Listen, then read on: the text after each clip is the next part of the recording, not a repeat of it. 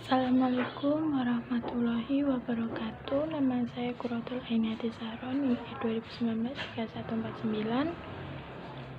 Di sini saya akan menjawab soal UTS mata kuliah kewirausahaan.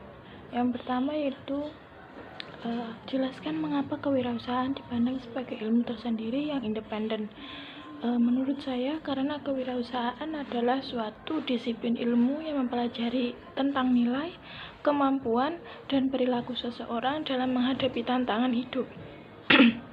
Menurut Soeharto Prawirokusumo, pendidikan kewirausahaan telah diajarkan sebagai suatu disiplin ilmu yang independen karena kewirausahaan berisi bidang pengetahuan yang utuh dan nyata, yaitu terdapat teori, konsep, dan metode ilmiah yang lengkap.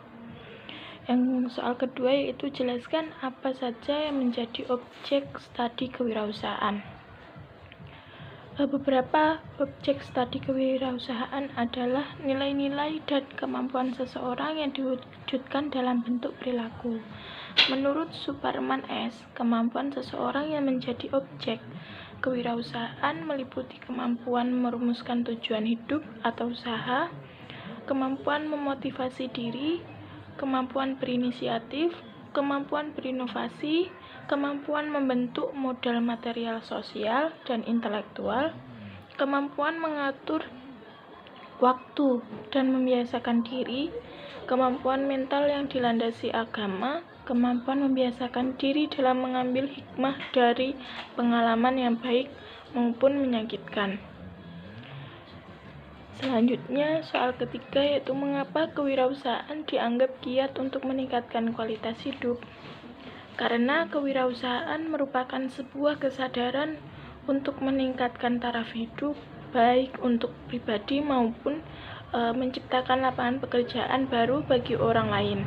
Dengan adanya jiwa kewirausahaan di dalam diri suatu individu atau kelompok, maka dapat meningkatkan kualitas hidupnya dari segi finansial maupun dari segi sosial.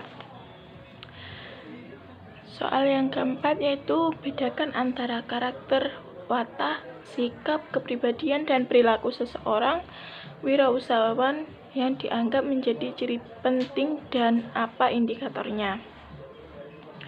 Yang pertama adalah karakter atau watak, yaitu percaya diri dan optimis. Indikatornya contoh, Danu membangun jasa antar makanan barang atau jasa antar jemput di saat belum ada satu individu atau kelompok mendirikan usaha tersebut di wilayah kota tertentu. Yang kedua yaitu berorientasi pada tugas dan hasil. Indikatornya, laboratorium obat-obatan dan kosmetik senantiasa melakukan penelitian dan percobaan untuk menemukan obat atau kosmetik terbaru yang memberi manfaat bagi masyarakat luas. Yang ketiga yaitu berani mengambil risiko dan menyukai tantangan. Indikatornya seperti sebuah gerai pisang goreng model baru dipadati oleh pengunjung sehingga antrian menjadi terlalu panjang. Pemilik harus berani berinvestasi untuk menambah kapasitas penggorengan pisang agar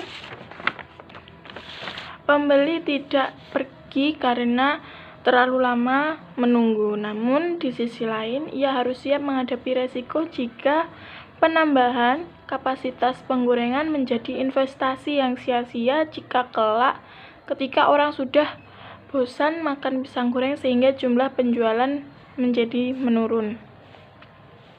Yang ketiga yaitu kepemimpinan. Indikatornya seperti seorang pemilik usaha yang membimbing karyawan baru untuk belajar mekanisme bekerja di usaha mereka. Yang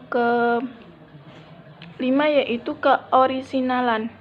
Indikatornya pengusaha merekayasa laporan keuangan untuk menghindari pembayaran pajak sesuai dengan ketentuan. Yang terakhir yaitu berorientasi pada masa depan. Indikatornya Sony Sugema, tokoh wirausaha yang sukses, memulai lembaga bimbingan belajar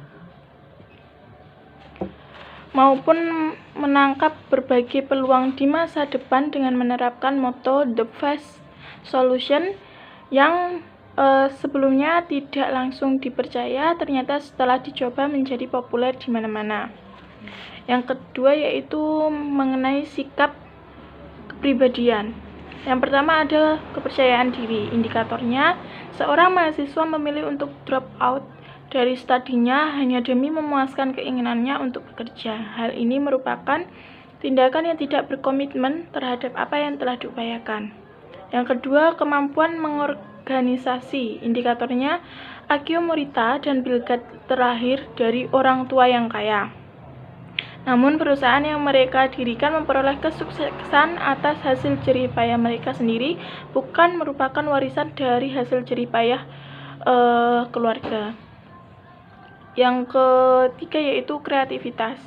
Indikatornya, seorang pemilik toko roti dan kue harus memiliki kemampuan dalam membuat kue dengan berbagai macam resep. Yang keempat yaitu menyukai tantangan. Indikatornya seperti Ilmi bekerja pada sebuah toko minuman seperti brand Tuk Tea seperti itu, karena ia merasa dapat membuat banyak varian rasa. Oleh karena itu ia keluar dari toko minuman tersebut, kemudian dia membuka toko minumannya sendiri. Yang terakhir adalah perilaku. Di perilaku ada mencari kombinasi-kombinasi atau kreasi-kreasi baru. Indikatornya seperti menambahkan pasar baru, pengenalan pasar barang baru, dan juga metode produksi yang baru. Soal kelima yaitu jelaskan apa fungsi dan peran wirausahawan dalam perekonomian secara makro dan mikro.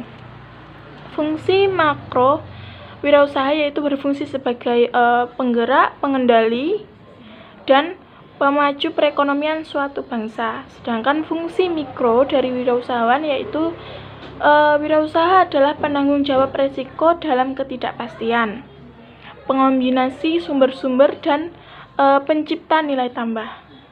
Yang soal keenam yaitu jelaskan bagaimana proses berwirausaha untuk mencapai keberhasilan. Proses berwirausaha, proses yang mendorong seseorang untuk berwirausaha adalah keinginan berprestasi, sifat penasaran, berani menanggung resiko, pendidikan, dan pengalaman. Proses atau tahap pelaksanaan pada proses awal yaitu yang pertama sudah siap mental secara total, yang kedua adanya komitmen yang tinggi terhadap bisnis, yang ketiga adanya visi untuk mencapai tujuan, dan selanjutnya setelah kita menjalankan tahap pelaksanaan, yang kedua adalah proses pertumbuhan, di mana proses pertumbuhan ini terdapat yang pertama yaitu pembentukan tim kerja, yang kedua strategi usaha yang mantap, yang ketiga adanya produk yang dapat dibanggakan, yang keempat adanya struktur dan budaya yang mantap, dan yang terakhir adalah kebijakan pemerintah yang mendukung. Selanjutnya kita beralih ke soal nomor 7. Mengapa dengan kreativitas dan keinovasian bisa menciptakan peluang? Karena menurut saya dengan kita berpikir kreatif dan inovatif, hal tersebut dapat mengubah suatu masalah menjadi peluang. Dengan begitu, wirausaha mampu memindahkan sumber daya yang kurang produktif menjadi sumber daya yang produktif sehingga memberi nilai ekonomis. Dengan berpikir kreatif dan inovatif dapat menghasilkan ide-ide yang mungkin akan sangat menguntungkan karena bisa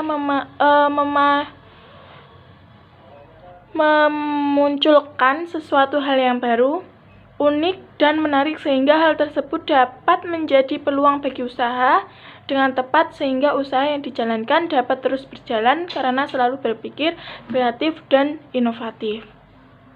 Dengan berpikir kreatif dan inovatif, kita itu selalu mendapatkan ide-ide yang baru sehingga bisnis kita itu tidak tertinggal jauh dari bisnis yang lain, seperti itu. Selanjutnya, soal nomor 8 yaitu coba identifikasi untuk apa saja modal dasar, modal insani, modal pengetahuan, modal keterampilan, dan juga modal kompetensi. Pertama yaitu modal insani. Modal insani terdiri dari modal sosial, modal intelektual, modal mental, dan juga modal motivasi. Yang kedua, modal pengetahuan. Di sini modal pengetahuan meliputi modal bekal pengetahuan mengenai usaha yang akan dimasuki atau yang dirintis dan lingkungan usaha yang ada. Yang kedua, bekal pengetahuan tentang peran dan tanggung jawab. Yang ketiga, bekal pengetahuan tentang manajemen dan organisasi bisnis. Selanjutnya ada modal keterampilan.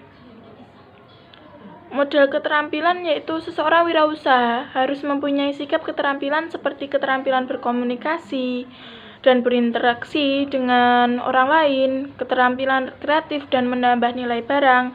Selanjutnya, keterampilan dalam memimpin dan mengelola usaha dengan baik. Jadi, jika suatu usaha dipimpin dengan pemimpin yang dapat mengelola dengan baik, itu akan menjamin berlangsungnya usaha tersebut lancar. Seperti itu.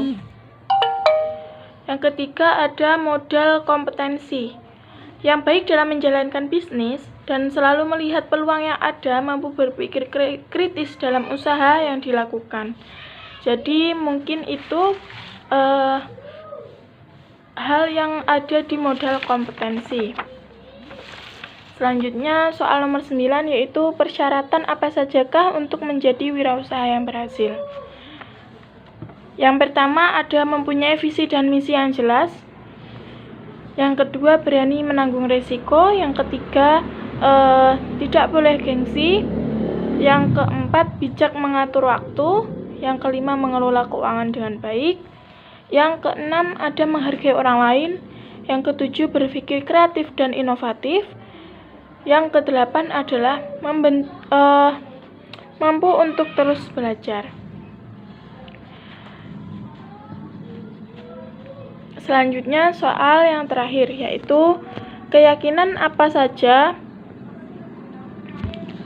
yang dimiliki seorang wirausaha sehingga ia menjadi wirausaha yang sukses dan berhasil. Yang pertama yaitu dream big atau mimpi yang besar. Jangan pernah meremehkan sebuah mimpi karena mimpi besar merupakan motivasi yang akan selalu mendorong untuk berpikir positif. Yang kedua, bertanggung jawab, memiliki tanggung jawab atas apa yang telah direncanakan. Yang ketiga, be positif, berpikir positif dan abaikan isu negatif. Yang keempat, pantang menyerah, menghadapi kegagalan tanpa menyerah dan berpikir positif. Yang kelima, berbagi, berani menyatakan pendapat dan berbagi ilmu dengan yang lain. Dan yang terakhir adalah kita imbangi dengan ikhtiar dan doa. Seperti itu. Mungkin itu saja yang dapat saya jawab dari soal UTS kewirausahaan. Mohon maaf jika ada kesalahan kata, kurang lebihnya mohon maaf. Wassalamualaikum warahmatullahi wabarakatuh.